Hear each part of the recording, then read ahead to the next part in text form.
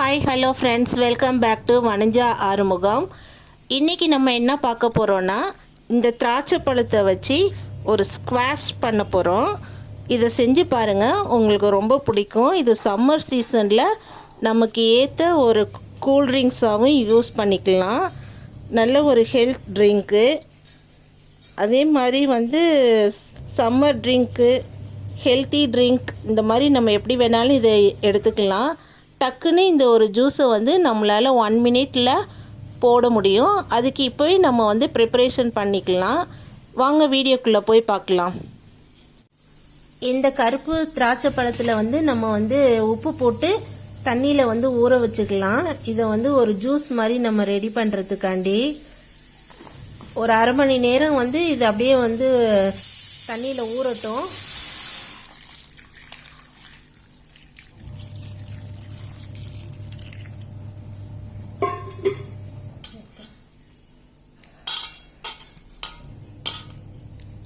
நல்லா முழுங்குற இருக்குது. இப்போது நம்ம நல்லா உப்பு தண்ணியெல்லாம் போக நல்லா வாஷ் பண்ணியாச்சு. 2-3 தடவை நல்ல தண்ணி ஊற்றி வாஷ் பண்ணிவிட்டு, இப்போ இதெல்லாம் நம்ம காம்பெல்லாம் நீக்கிட்டு வெறும் ஃப்ரூட்டை மட்டும் இந்த பிளேட்டில் நம்ம ட்ரான்ஸ்ஃபர் பண்ணிக்கலாம்.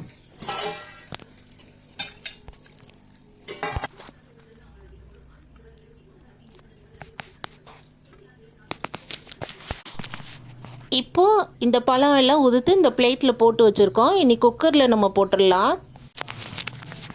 உதுத்து வச்சுருக்கிற பழம் எல்லாத்தையுமே நம்ம குக்கரில் போட்டுடலாம். இந்த குக்கரில் இருக்கிற பழத்தை முழுங்குற அளவுக்கு நம்ம தண்ணி ஊற்றிக்கணும். அப்போ தான் பழம் நல்லா வெந்து அந்த ஜூஸ்லாம் நமக்கு இறங்கும். இப்போது இந்த பழம் நல்லா வெந்து ஸ்கின்னும் இதோடைய மசில்ஸும் பிரிய ஆரம்பிச்சிருக்குது. இப்போ வெந்த பழத்தோடைய ஜூஸை நம்ம ஒரு ஃபில்ட்ரு வச்சு வடிகட்டி எடுத்துக்கலாம். அது மீதி இருக்கிற ஃப்ரூட்ஸை கரண்டியை வச்சு நல்லா கடைஞ்சி விட்டுட்டு அதையும் இந்த ஃபில்டரில் போட்டு நல்லா மேக்ஸ் பண்ணி அந்த ஜூஸை எடுத்துக்கலாம். இப்போ ஜூஸை நம்ம நல்லா ஃபில்ட்ரு பண்ணி எடுத்து வச்சுருக்குறோம். இதில் நம்ம இனிமேல் சுகர் ஆட் பண்ண போகிறோம். ஃபில்ட்ரு பண்ண ஜூஸை குக்கரில் ஊற்றிக்கிட்டோம். இது கொஞ்சம் அடி கனமான பாத்திரமாக இருக்கிறதுனால சர்க்கரை போட்டு கொதிக்க விடுறதுக்கு இது கொஞ்சம் நல்லாயிருக்கும். ஸோ அதனால் நாங்கள் குக்கரில் ஊற்றிட்டோம்.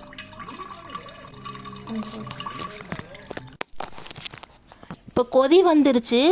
இப்போ நம்ம 2 கப்பு சுகர் இதில் ஆட் பண்ணிக்கலாம். ஃபஸ்ட்டு 1 கப்பு போட்டாச்சு. இப்போ அடுத்த கப்பு போட்டு கொதிக்க விடணும். இது கொதிக்கிறதுக்கு இன்னும் ஒரு 1/2 hour ஆகும். சர்க்கரையை சேர்த்து நல்லா கொதிக்க வைக்கலாம்.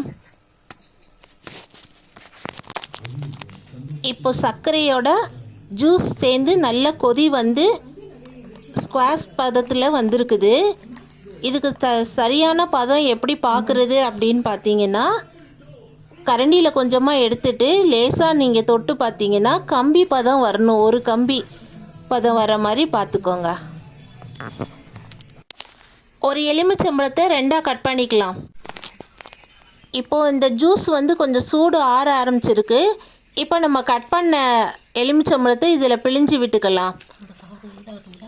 லெமன் நேச்சுரலாக சிட்ரிக் ஆசிட் இருக்கிறதுனால இது ப்ரிசர்வேஷனும், இந்த ஜூஸ் நமக்கு 1 மந்த்துக்கு தாங்கக்கூடிய கெப்பாசிட்டியும் இருக்கும். ஸோ அதனால் நம்ம லெமன் இதில் பிழிஞ்சு விட்டுக்கலாம். நல்ல சூடு ஆறினோன்னே இது மாதிரி ஒரு கண்ணாடி பாட்டிலை எடுத்துகிட்டு இந்த கண்ணாடி பாட்டிலில் இதை நம்ம போட்டுக்கலாம். இப்போ பாருங்கள், சூடு ஆறினதுக்கப்புறம் அது எவ்வளோ திக்காக அழகாக வந்திருக்கு, கலர்ஃபுல்லாக இருக்குது பாருங்கள். நம்ம இதில் எந்த கலருமே நம்ம சேர்க்கலை. நேச்சுரல் கலரில் ரொம்ப அழகாக பியூட்டிஃபுல்லாக வந்திருக்குது.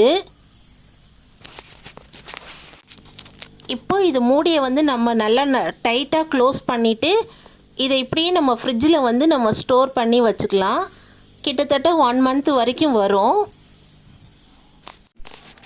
இப்போ 2 கிளாஸ் எடுத்துகிட்டு இதில் வந்து இந்த ஸ்குவாஷ் வந்து நம்ம 2 ஸ்பூன் வந்து ஆட் பண்ணிக்கலாம்.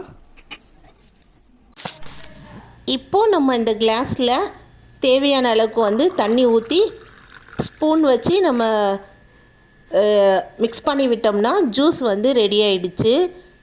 டக்குன்னு 1 மினிட்டில் போடுற மாதிரி ரெடி ஆகிடுச்சு. சூப்பரான ஜூஸு, நல்ல ஹெல்த்தி ட்ரிங்க்கு, நல்ல டேஸ்ட்டும் கூட கொடுக்கும். நான் போடுற வீடியோ உங்களுக்கு பிடிச்சிருந்துச்சின்னா லைக் பண்ணுங்கள், ஷேர் பண்ணுங்கள், கமெண்ட் பண்ணுங்கள், முக்கியமாக சப்ஸ்கிரைப் பண்ணுங்கள். தேங்க்யூ ஃபார் வாட்சிங் மை சேனல்.